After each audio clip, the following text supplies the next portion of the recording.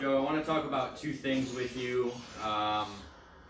The cupped wrist, so the lack of the bowing of the wrist definitely is a thing in your swing. So just a cue that I use, I mean there's a ton of different ways that we can do this, but obviously you already understand some of it, but if you're going to be on a motorcycle, you're going to be hinging your wrist like this, right? So, and that's when you accelerate. For you, what you can do with your left wrist is just reverse motorcycle, right? So when you're swinging, doing that, as long as you can in the backswing, and obviously on the downswing as well, but that's another way to think about it. So the reverse motorcycle is one way to think about it. The other way that you could think about it is just by keeping that club face pointed at the ball for as long as you can, or the whole backswing, the whole downswing, whatever it is. So those are two different cues that you can use. Let me know how you think there.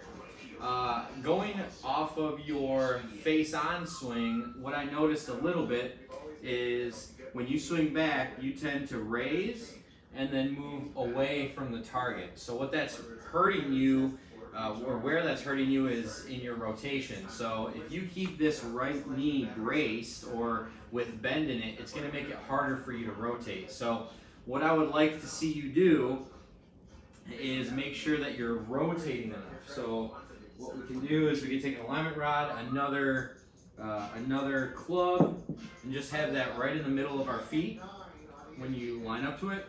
Take another club, put it across your shoulders, and basically what we want to try to do is we want to line this club up with the alignment rod or the other club, but what we want to try to do is line it up close to them being on top of each other.